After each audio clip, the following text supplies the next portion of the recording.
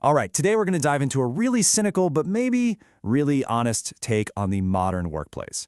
It all comes from this provocative German book called TopSchrott. I mean, come on, you've asked this, right? We've all been there. You're sitting at your desk, or maybe you're grabbing coffee with a coworker, and you just see it happen. Another promotion that makes absolutely zero sense. So what is going on here? Why does this keep happening? Well, way back in 2002, a couple of authors, Rolf Fink and Karl Kälin, decided they were going to tackle that exact question. But here's the thing. They didn't give us any of those fluffy, feel-good answers. No, what they gave us was a sharp, pretty brutal, and honestly kind of funny diagnosis of just how absurd modern management can be. So here's the game plan for today. First, we're going to get to know what TopSchrott is all about. Then, we'll tear down a couple of common leadership myths. After that, we'll dive into this fascinating idea called the Pied Piper syndrome, ask why so much waste seems to be totally normal, and then at the end, we'll try to figure out what this all means for your workplace. Okay, let's kick things off with the title, because honestly, it says it all. It's the core of the whole argument. You gotta love German for this. TopSchrott is one of those perfect compound words. Top is easy, right? Top level. But Schrott, now that's the good part. It means scrap, junk, garbage, rubbish. So the book is literally called Top-Level Junk. It's a perfect description for what they see as the flawed, nonsensical, broken reality of high-level management. And you can really hear their tone in how they describe their own work. They make it super clear. This is not a self-help book. They call it a recipe book, a guide to how management really works, not how it's supposed to work in theory. It's an ode to scrap, as they put it, a celebration of the junk. All right, so a huge part of the book is just taking a sledgehammer to 12 common ideas about management. We're just going to look at 2, but believe me, they are some of the big ones. Okay, thesis number 1. This is the one we're all told to believe, the one we kind of want to be true. Only the best make it to the top. You know, the whole idea of a meritocracy.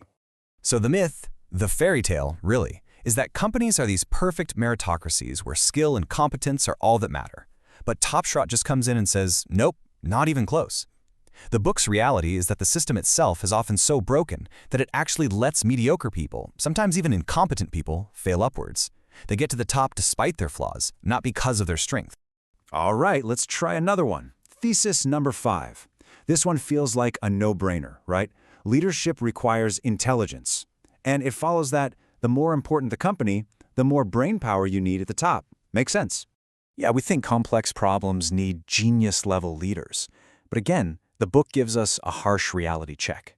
It basically asks, is intelligence really the most important thing for getting promoted? And the answer, especially in a messed-up system, is often no. Things like being a good company man, playing the political game well, or, hey, just being in the right place at the right time, those can be way more valuable than actually being smart. So when you have these kinds of flawed beliefs running a company, it leads to some really predictable problems. And the book uses this incredible metaphor to explain one of the biggest ones. They call it the Pied Piper syndrome. It's a perfect story for how things go wrong in the real world. In fact, they spend a whole chapter on it, using that famous old fairy tale, the Pied Piper of Hamelin, to diagnose what they see as a chronic illness in a lot of organizations today. So, you probably know the story, but let's do a quick refresh. The town of Hamelin is overrun with rats. That's the crisis. This mysterious stranger, the Piper, shows up and says, hey, I can fix this for you for a fee.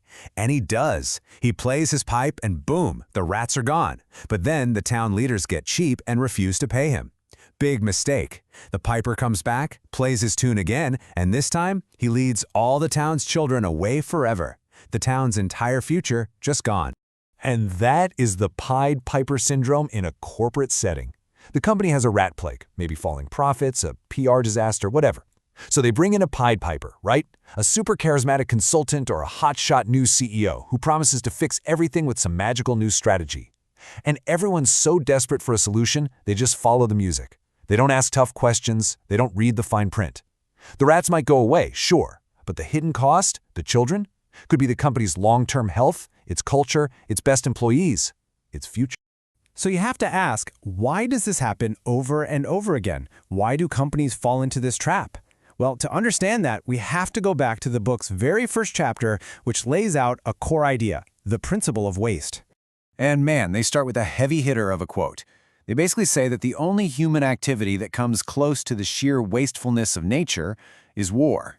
It's a shocking comparison, and they're suggesting that modern management operates somewhere on that same wasteful spectrum. Okay, so what do they mean by that? Let's break down the analogy. Think about nature. It's incredibly wasteful, right? A single oak tree produces thousands of acorns every year, and maybe one, if it's lucky, becomes another tree. What TopSchrott argues is that the business world is kind of the same. It tolerates an unbelievable amount of waste. Wasted time, wasted money, wasted talent, and just writes it all off as the cost of doing business. It's treated as a normal, acceptable part of the system, just like nature accepts all those useless acorns. Okay, so after all that doom and gloom, you might be wondering, what now? What are we supposed to do with all this? How do we actually use this cynical TopShot perspective in our own lives? And here's the most important thing to get. TopSchrott is not a self-help book. It's not going to give you 5 easy steps to fix your company. Think of it more like a pair of glasses. It's a tool for seeing things more clearly. It gives you the vocabulary and the framework to understand the nonsense you might be experiencing at work. It helps you see the patterns. So instead of just being frustrated, you can actually say, I see what's going on here. And so, I'll leave you with this question. A challenge, really. Take a good, hard look around your own organization. Ask yourself, who's playing the flute? Who's that person with the charming, simple solution to everything? And the really crucial question is, are you, and is everyone else, just following the tune without stopping to think about where you're all actually going?